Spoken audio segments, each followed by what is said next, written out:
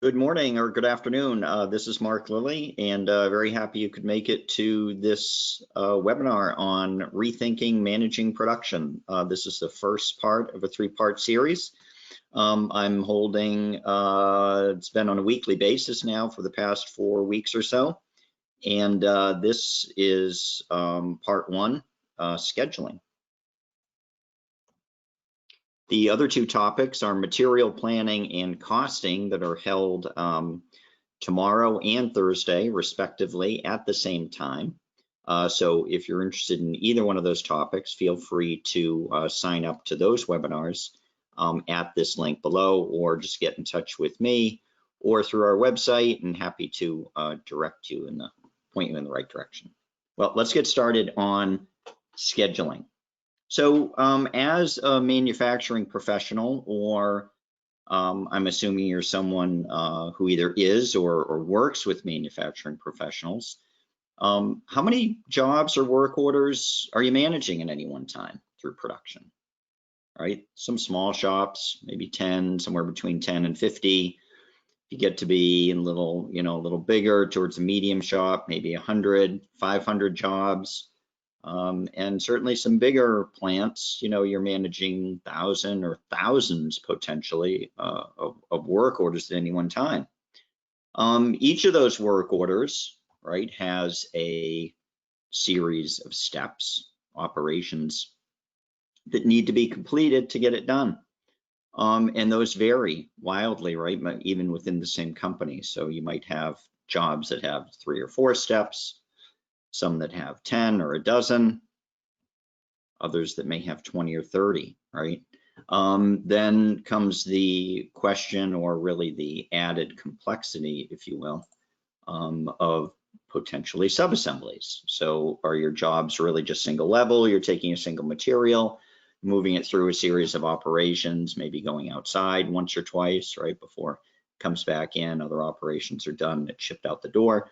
Or do you have sub-assemblies that are being built specifically for and in the same lot quantity as the current job you're making, right? Which is kind of the case here. I'm making 3 sub-assemblies that need to be done for this welding operation. Or maybe these are completely separate jobs and I'm making more of them in anticipation for not only this parent, but possibly multiple parents that are going to need this sub-assembly. So maybe you do a bit of both, right? You make this sub-assembly specific to that job, but others you make in advance or stock or that sort of thing. So this gets complex. Now this is just a single level of a sub-assembly, because it's really just three sub-assemblies at the same level that I need. You may have 4, 6, 10 or more levels of your bombs and routings, right? So it might actually look like this. And again, whether you're managing it, specifically for making these sub-assemblies specifically for the parent, or they've got to be made in advance, this is, a challenging task, right? So the fact is, each one of these work orders, whether you're managing 50 or 5,000 or anywhere in between, each one of them will have a due date on it, right? And that is, if you're make to order, that means that's a commitment to your customer as to when you're going to get that product out to them. If you're make to stock, that's a commitment to you internally as to when you're going to replenish inventory, so it's going to be available for when customers order it for immediate shipment, right? Or somewhere in between, maybe you're a combination of make to order or make to stock. But this is a daunting task. You have all these work orders, all these operations. They all have to go through a limited number of resources, machines, people, tooling perhaps, and maybe even have to go outside to heat treating or plating or anodizing, and then come back in and maybe go out again for something, right? So this is a hugely daunting task. So kudos to you for signing up for a career in manufacturing, right? So this is a very complex problem. Managing production is very difficult. It's hugely variable, lots of variability to it, and lots of, literally and figuratively, lots of moving parts. So it's really no wonder that most manufacturers struggle with managing all this and trying to get all of those work orders out on time, right? We're kind of trying to do it with whiteboards. You might be using spreadsheets. You might be struggling with kind of sophisticated or complex algorithms, computer tools, right? So, you know, why is there this struggle with, and if you're doing it, it's probably pretty obvious, you know it, but with kind of spreadsheets and whiteboards, well, they're time consuming, right? It takes a lot of time to maintain them, update the information. Things are changing all the time, like I said. So, like you know, so the priorities, it's really hard to stay up on top of those. So you're really just trying to establish what needs to be worked on right now, maybe even this week. And there's not much future visibility. It's hard to tell, well, do I have the capacity? Will I have the capacity to get all these work orders done, right? So if you're living this, you know that trying to manage scheduling is difficult using these manual methods. The tools you have in your ERP, if you have an ERP, you've likely got some sort of scheduling program in there. Maybe you have a bolt-on, advanced planning and scheduling or APS system to an ERP. The thing with any computer program, and you can actually look this up on Wikipedia, is the job shop scheduling problem. And the job shop scheduling problem simply says that it is so complex. Okay, I kind of spoke about the complexity of this issue we're trying to deal with. It is so complex that there really is no computer that's going to give you an optimal solution to your scheduling problem. And that's kind of what we've been led to expect from our ERP solutions, right? Is I'm going to put in my work orders, I'm going to put in my operations, my calendars, maybe even my people, I'm going to put in the times that the operations take, and it's going to spit out how I should sequence stuff, right? How I should schedule, right? Well, it's never going to give you the optimal solution. So I won't get into the details of why that is. Go, if you're interested, go read about it. It's just simply, very simply, it is just so complex that even the biggest computer would take probably hundreds of years, maybe thousands of years to compute the optimal solution for your production schedule. So what are ERP systems doing for us? What are they doing? Well, what they're doing is they're running a capacity loading algorithm that kind of simulates the way you might put things in a schedule based on, you know, forward scheduling or backward scheduling or finitely or infinitely. So it's kind of trying to look at your capacity and put the work, all the operations of each work order in there. And then you print out a dispatch list and you send that out to the shop, and the folks out there look at it and say, you know, where do you get the order of these operations, right? There's often, if you've tried this, I think you realize there's often a disconnect between what the folks in the shop probably know to be the true priorities from a production schedule app meeting versus what this computer program is trying to tell them, you know, is the right sequence or priority. So there's often that disconnect. That's what we hear. The fact is that in manufacturing, to kind of put it nicely, you know, stuff happens, right? There's you all probably live this every day, so you know that there's a lot of variability. There's a lot of things you might have an idea are going to happen, and there are things that are just completely unplanned that you have to deal with on a day-to-day basis.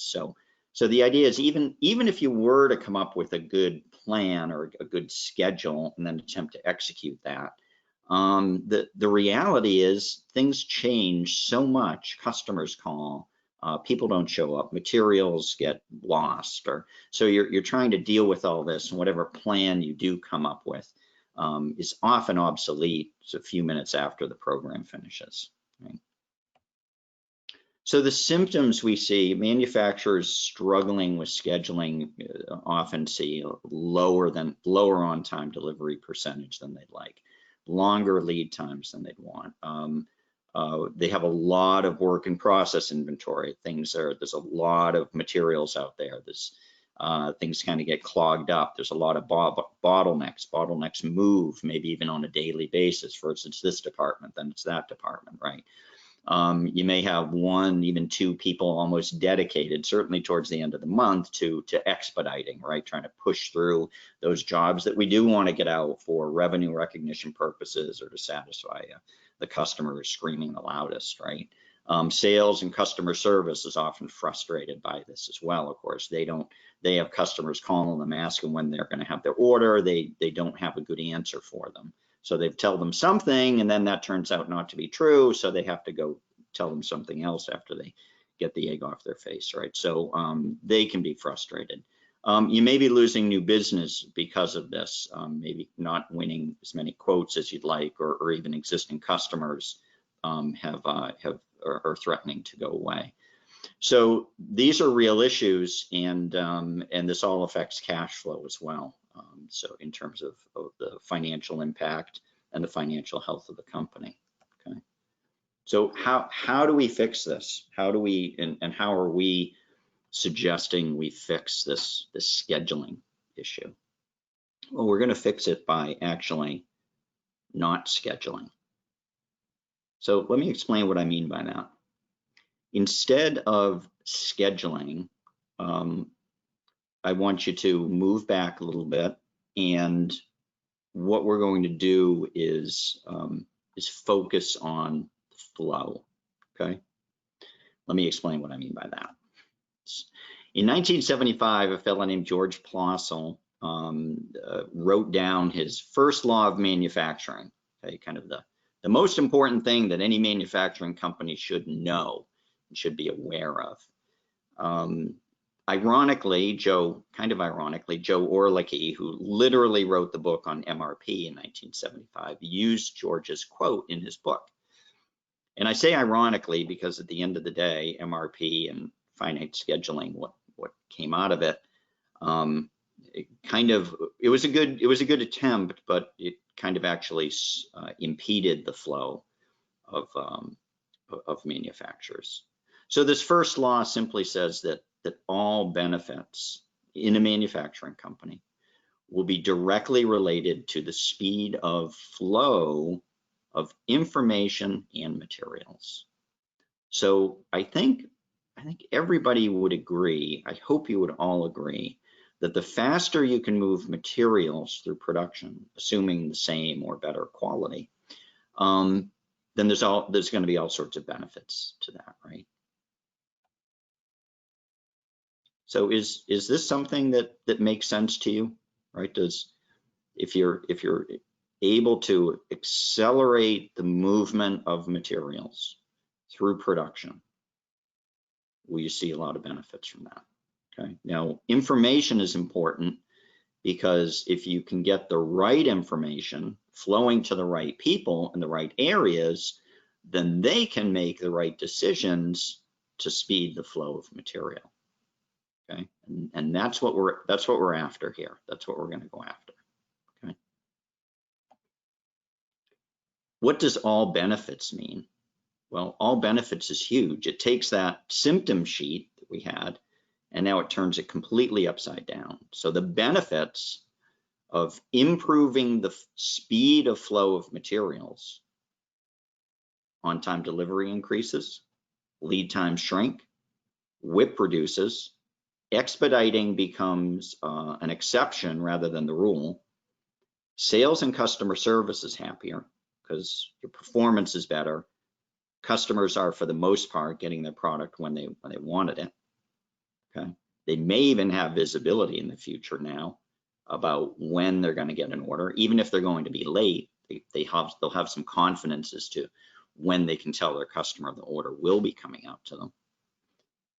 Winning more business because of it, strengthening your existing relationships, and all this improves cash flow tremendously, greatly improving the overall health of your company. I want to emphasize what this is not, but what I'm not going to be talking about when I use the word flow, because it is a loaded term, I understand. I'm not going to be talking about lean one-piece flow, okay? I'm not going to be talking about cellular flow or value stream flow. I'm not going to ask you to change your shop layout, to change, get down to one-piece flow where you're drastically changing a batching method, or even do, you know, deep process analysis across your value streams. These are all very, can be very potent and powerful concepts in the right area, but I'm not going to be talking about this today. This is not what I mean by flow or improving flow. Okay, and you'll see why in a moment. So instead, what I want to do is, again, I'm backing up a little bit, and I hopefully we agree that there are tremendous benefits by improving the speed of flow of material through the shop. Okay, I'm going to now introduce 3 principles that enable any manufacturer to do this, to improve the speed of flow. And I would also suggest that you kind of need to be doing all 3 of these together and not just any 1 or 2 in isolation. Okay, and I think you'll see why as I move along here as well. So the first idea is, if we're able to acknowledge, even anticipate that, quote unquote, you know, stuff happens in manufacturing, then would that allow us to increase the speed of flow of material in our shop? Okay, so when I say anticipate, many of the scheduling tools, for example, and to give a almost extreme example, is you talk about backward scheduling, for example. So when a program is doing a backward schedule, you're basically telling the system, okay, let's plan to finish every work order, every job. Let's plan to finish the last operation of every job the day it's due, okay, or maybe the day before. Well, that's crazy, right? If you think about it that way, that's nuts. Why would you plan for the last operation? You know stuff's going to happen, right, in between the due date and when you release that job. So why would you release it that tightly? We're actually planning to finish the last operation the day it's due. You want to anticipate variability because you know things are going to happen. You want to have that time protection there to anticipate what's going to happen in the future. Okay, even though you may not know exactly what that stuff is, but you know stuff is going to happen. That's the first principle.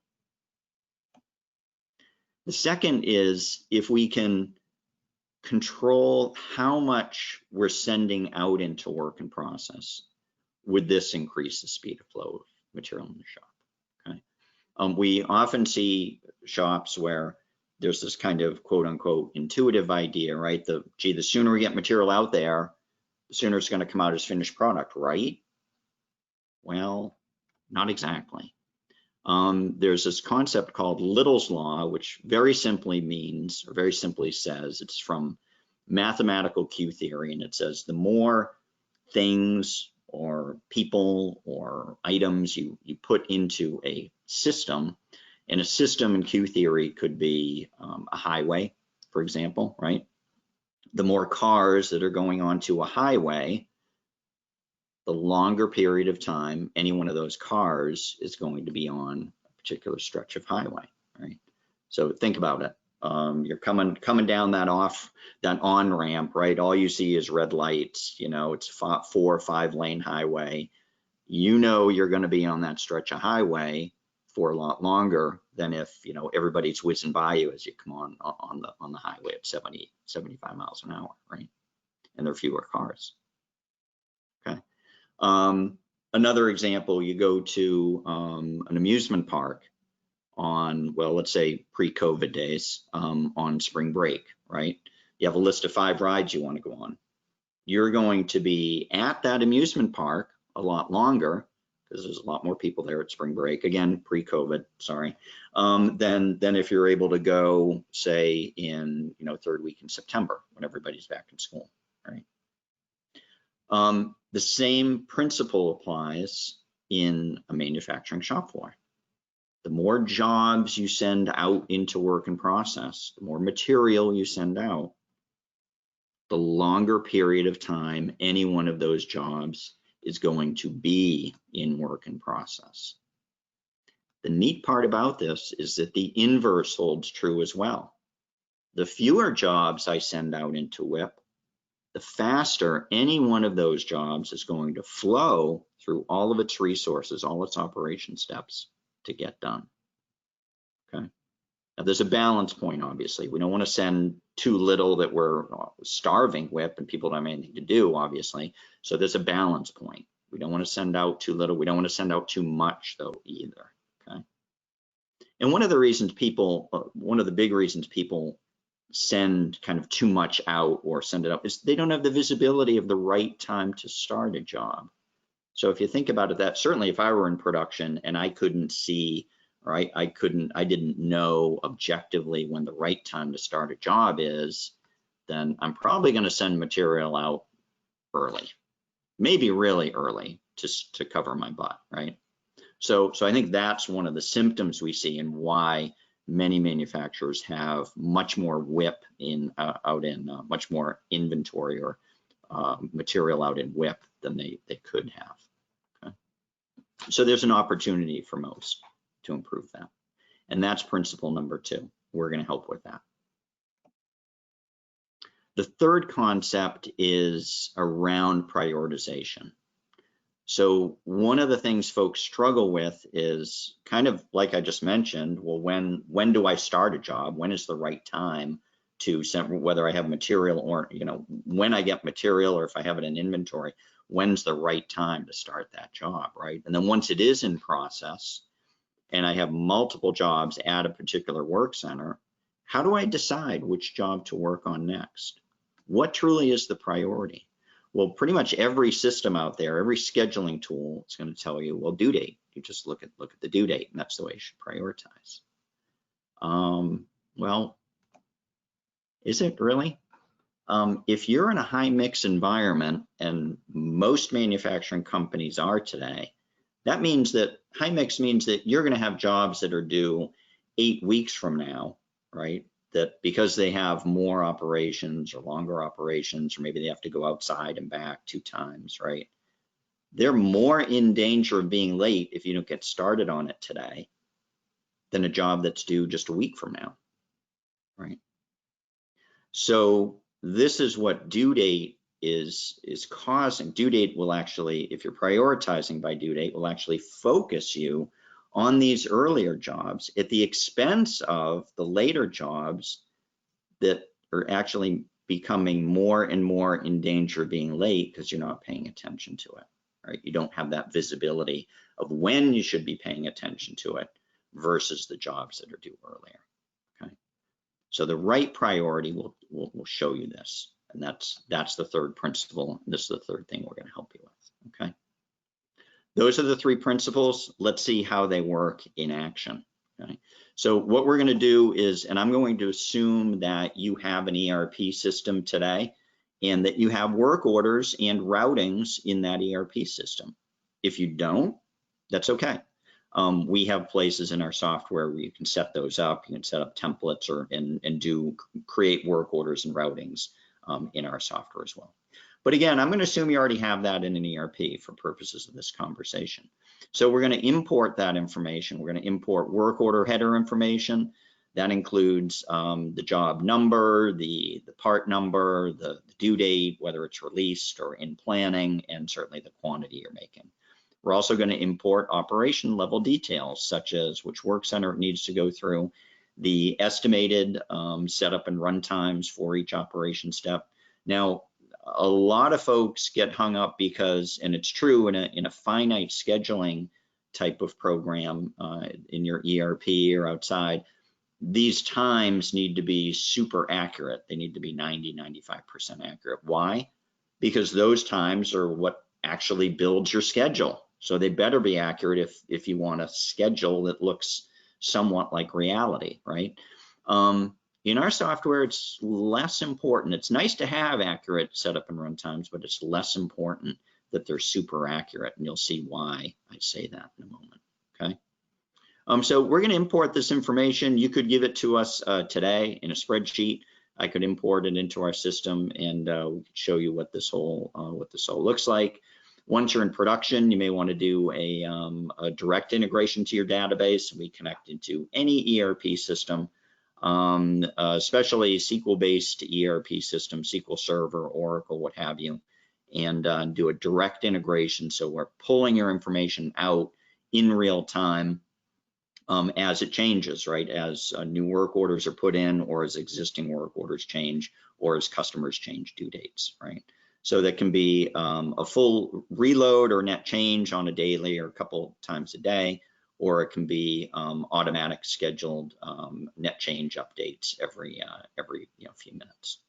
Okay, so we're going to integrate directly with your ERP, pull that information over on a daily or multiple times per day basis. Okay, when it comes over, this is what it looks like. So, and this is how we address the first principle of anticipating variability. So when it comes over, here's the due date, comes over from the ERP. Here's the 4 operation steps that I pulled over. And again, the width of these is going to be determined by quantity being produced times whatever setup and run times you've got here. So that'll be kind of so this is a job that's going to take me 2 days of solid production time, right? So kind of as I described with backward scheduling, and I think you understand, if I were to release this job on Monday afternoon, I'd kind of be crazy to expect that all these operations are going to get done in perfect sequence by the due date on Wednesday afternoon, right? So I know there's going to be contention between other jobs, between operations. There might be stuff going on during operations. So I need some time protection here. I need a buffer to protect my due date, right? So what happens is when this information comes in from your ERP in real time, we create what's called a custom execution plan specific to every job, okay?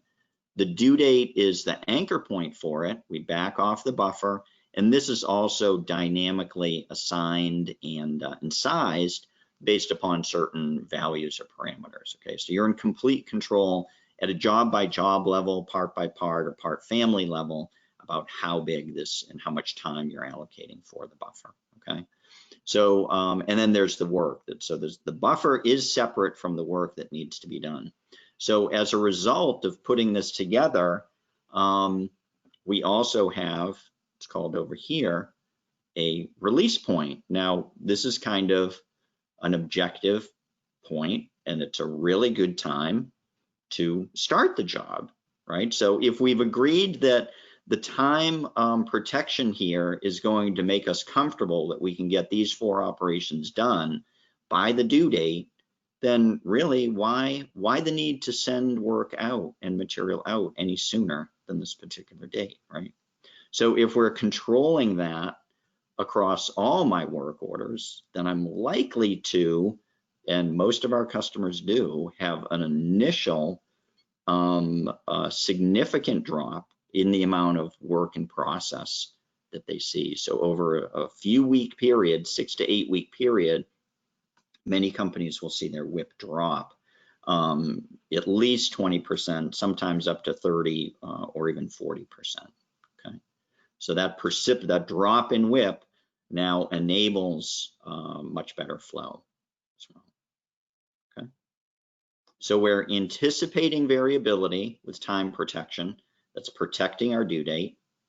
And with this edge of the execution plan, we're managing the overall WIP volume across all work orders for WIP in general, okay, by controlling and managing when is the right time to send work out into production. Okay, those are the first 2 principles covered right there with the custom execution plan that's created for every job as it comes through in the ERP. Let's talk about priority. So this is the same looking job, only what I've got here is there's the due date, there's that release date, and now by default we're going to look also to the ERP for completed operation status. Okay, so again, if you don't have an ERP, you can do that in our software. But if you do have an ERP and you're already doing it, then we'll just bring that information over. So this job has operation 10 and half of 20 reported complete. Today is right here. It's my due date, right? But today is right here. So the remaining work looks like that. This is the other half of operation 20, 30, and 40 still have to be done, okay? So here's the work remaining. And then from here to the end of my time protection, or the end of my buffer, is that time protection that remains. So what we do to prioritize work is we do a calculation in real time and at all times. We take the percentage of the work remaining and we divide it by the percentage of time protection still left, okay? That gives us what's called the threat level priority. So the idea is, if I'm doing work faster than my time protection is being eaten up simply by the passage of time, then my threat level is going to go lower and lower. On the other hand, if my time protection is getting eaten, right, my buffer is getting eaten by time going by faster than I'm reporting the work complete, then the threat level for this job is going to go higher and higher, okay? So we make that calculation and publish it out on the floor. Remember, the information, the flow of information, it's got to go out to where people can make the right decisions to speed that flow of material. So these priorities are published out on the shop floor by department, by work center, can be by person, by machine, if you want to get down to that level of granularity. I could see all jobs or all operations through all resources, or just through this particular department. Here are all the jobs that are coming through. And by default, they're going to be sorted by this, what we call the threat level status. Okay. Is it red? Is it in danger of being late? Is it moderately in danger of being late? Or am I okay? Okay. It's going to be sorted by whichever job, regardless of the due date, is most in danger of being late. Okay. And that's how we address these three principles to improve the speed of flow of material through the shop. We also have a view to see, we saw how we can see how one job is progressing, right, based on its execution plan, where it is now, okay? I can also see that across all my jobs using the production heat map. Now this is going to show me all 50, 500, 5,000 jobs that are released in production right now, however many you have. Now each circle represents a job or a group of jobs, could be 2 or 3, or over here I've got 26, in that threat level area. So ideally I'd want all my jobs walking up this green zone where roughly work's getting reported complete as time goes by. These jobs over here in the blue zone were released too early. The buffer hasn't even started and I've reported almost half the work complete on some of them. That may not be a problem unless I'm sharing resources, which is probably making some of these jobs late or in danger of being late. Okay. So I can click on any one of these, drill down into it specifically, and see exactly where that is and what's happening with it. Then comes the future-looking question. So up to this point, all we've talked about is pulling your information from the ERP system, in real time creating that execution plan with the buffer, and also in real time calculating the threat level based upon the percentage of work remaining divided by the percentage of time protection remaining. That threat level is published in real time out in the shop floor. So we always have visibility of which job, shop-wide or specific to any department, is the most important to be working on right now. Okay. Now we want to look out into the future and say, okay, that's all well and good, but where are my jobs predicted to finish out in the future? Okay. And that's where we use a program. Okay. So the other one doesn't use a scheduling program at all. I simply pull that information from the ERP and all that's calculated in real time. We do have a program called the Predictor, and all it does is it simulates you using this threat level priority into the future for all of your jobs. And it then shows you where every operation on every job is predicted to start and finish in its associated resource, okay, based upon what its threat level status will be in the future. Okay, so to give you an example, remember this job again. So here I've got operation 10 and half of 20 reported complete. I still have the other half of 20, 30, and 40 left to go. So theoretically, I could get this job done, you know, by Thursday afternoon, right? But I've got a lot of other jobs out there. I've got potentially hundreds of other jobs out there that are going to be competing for the machines or resources that are needed for these operations. So based upon all the other work that I've got out in the shop, this is actually when each of the remaining operations is predicted to start and finish based upon all the other work that will be going on out in the shop. So this is actually predicted to finish 2 days late, in spite of the fact that theoretically I could get it done much sooner. Okay. So when you run this program and it does its simulation, you can bring up the results of that simulation, and it looks like this. So you have to be careful here because this kind of looks like a schedule, right? But no, I'm not going to take this information and go print dispatch lists and send it out and say, go try to execute that schedule. I'm done with that. I already have my real-time priorities, so everybody knows which job is most important to be worked on at any one time. But what this does show me is some really useful information. It's done my simulation, and the simulation is done exactly how I will be executing my jobs based upon that threat level priority. So it's truly reflective of how production will flow in the future using this method. It's going to show me where my bottlenecks will be in the future.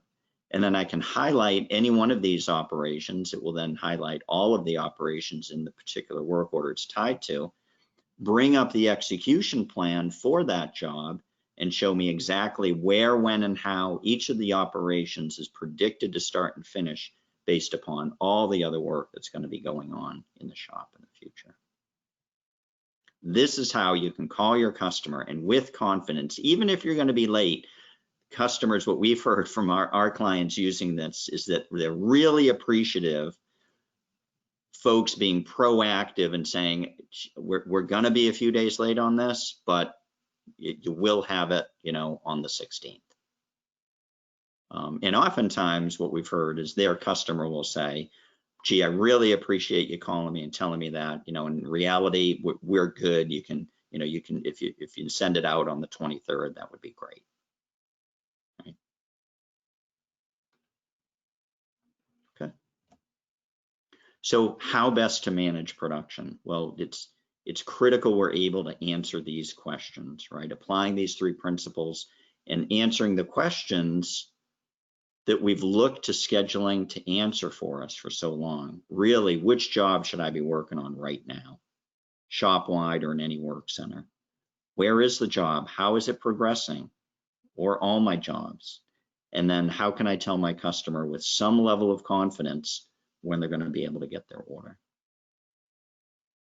By the way, we do have, I haven't highlighted it here in the slide, but if you go to our website, lilyworks.com, and you look up on the main menu, there's success stories. You'll see a couple success stories there.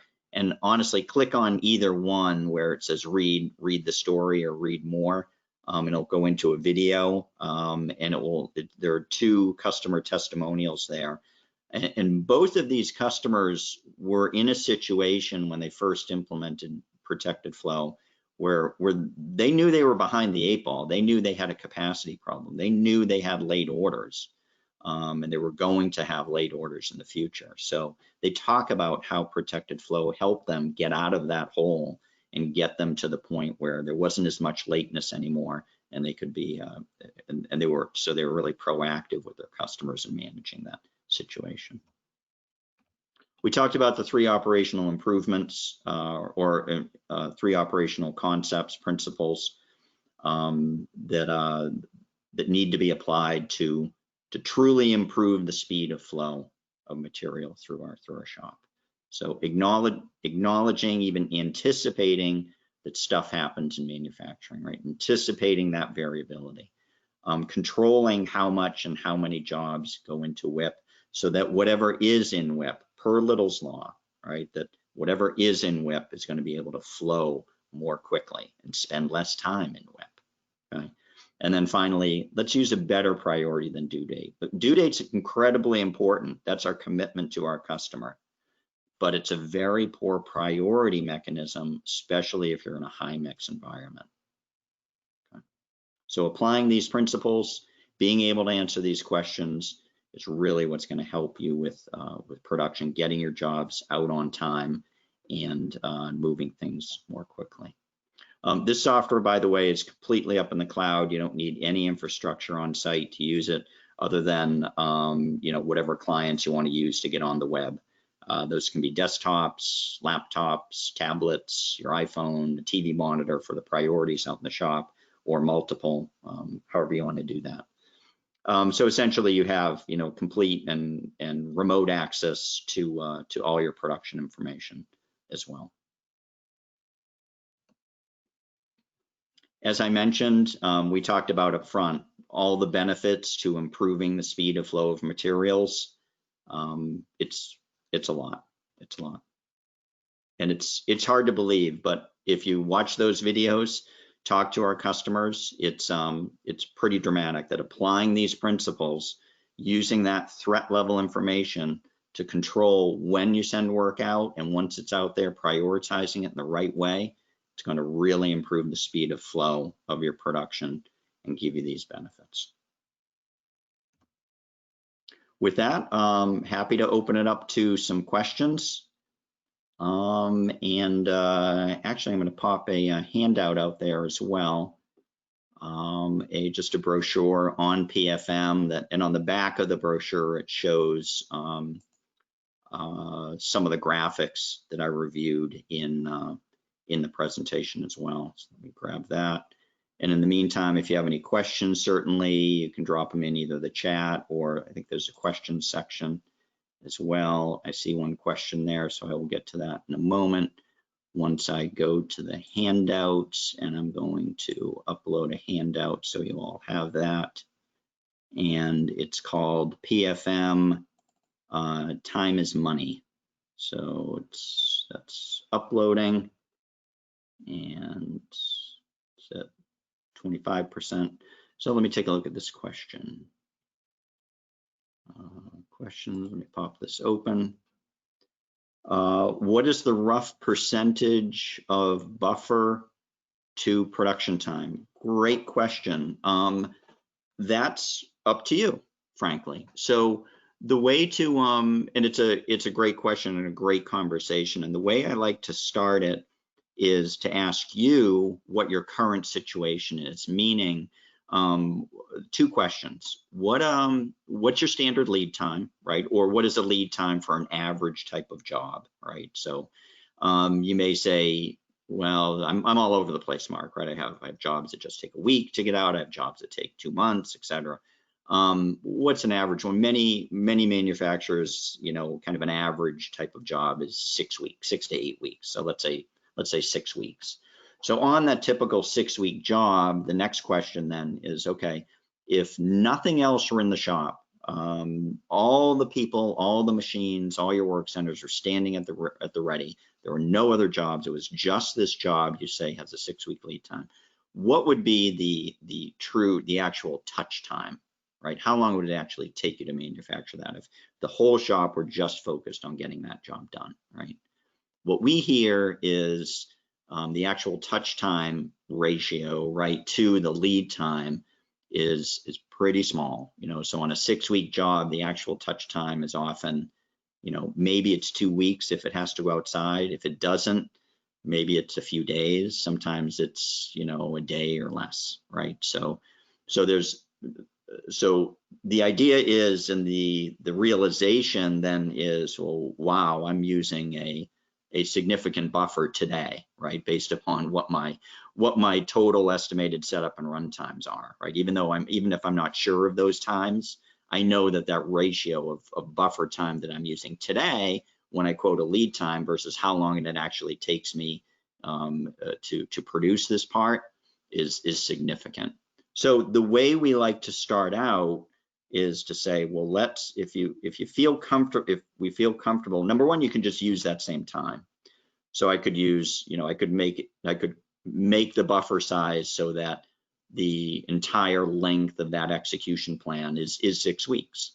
But what I'd prefer to do is say, well, if most of that is buffer anyways, right? If 80 to 90% of that 6 weeks is early buffer time, shouldn't we be confident if I can control how much goes into WIP and I know the right priority to work on jobs and I have full visibility of when jobs will need to be worked on, shouldn't I feel comfortable bringing that down to maybe 5 weeks just to start, right? So then if I had so to answer your question, I might want to say, on a job that takes, let's say, 3 or 4 days to produce, I might want to just put in like 4 weeks of buffer time for that. Okay. From a technical standpoint, buffers are automatically calculated and assigned. So we work with you to set that up. There's a number of different ways to set that up. It can be a fixed amount of time. It can be a percentage of the production time. It can be a combination of those two. We also get into the situation called build a buffer, where you actually can start with a base amount of time, and then you look to the work center master for each of the work centers that this job is going to go through, and add a certain number of hours or days to the buffer. So you're kind of building a custom size buffer specific to this routing that this job is going to go through. Okay. Hopefully that answers it. I might have gone too deep, but that should answer your question on that. The brochure is up. PFM Time is Money. Certainly feel free to bring that down, take a look at that. Again, especially page 2, it's going to show you very graphically the answers to those 4 production questions we talked about. So it's a nice brochure from that standpoint. It's very visual. Any other questions? One more from Lawrence. Is the buffer determined at the time of PO agreement? That's up to you. So there's actually, we could talk about that. So when you say PO agreement, I'm assuming that's the PO with your customer and getting a confirmed sales order in, right? So sales order is, different from the work order. Yep. Purchase order. So is that your purchase order from your customer, I'm assuming? Let me know if that's something different. So I'm assuming you're asking, okay, thanks. So yeah, you're asking when you get a confirmed sales order, when do you determine the buffer? Again, that's kind of up to you, but yeah, typically at that point, somebody has quoted a lead time, right? So, and by the way, simply by the fact that if I'm telling you, you're quoting a 6-week lead time to your customer, for example, and I'm telling you, well, you can bring that execution plan down. So really, you've just got a 5-week lead time in production. So you're not going to release work until, maybe 5 weeks before the due date. That doesn't mean that you have to tell your customer that you have a 5-week lead time, right? That's up to you whether you want to pass that along. You're just kind of even increasing the amount of buffer, so to speak, for yourself. Now the neat part about this is maybe that reveals by sending less out into WIP, you're likely to have a little bit of slack time out there, and maybe you're able to take some expedite jobs from your customer, charge some expedite fees, right, to get certain jobs out even very quickly. So it does lend the opportunity in that regard. We found that from some of our customers. But so the buffer time can be determined even at the quoting level. If you want, when you're quoting a job, you can create an execution plan for this item that you're quoting, right, to determine when you want to, what you want to establish as a buffer. And then even, again, once it becomes an order and you actually are putting it into production, it's flexible enough if you wanted to change the buffer for whatever reason, either add to it or shrink it down somewhat, then you could do that as well. So you have complete control over the size of the buffer by job and what you do with it and when you do that. So hopefully that answered your question.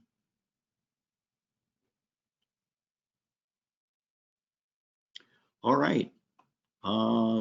See, not seeing any more questions, but those were certainly some good ones from Lawrence. I want to thank you for that. Thank you all for attending. I have recorded this. I will send out a recording probably in a few days, few days. So feel free to watch it again or share it with colleagues if you're so interested.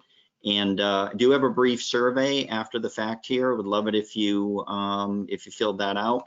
Very simply, if you're interested in learning more, can either do a one-on-one with you and or take some of your information, set of your work orders and bring it in and show this tool to you, how it would work in your production environment. So that's really all the survey is about as to whether or not you'd like to pursue that type of thing.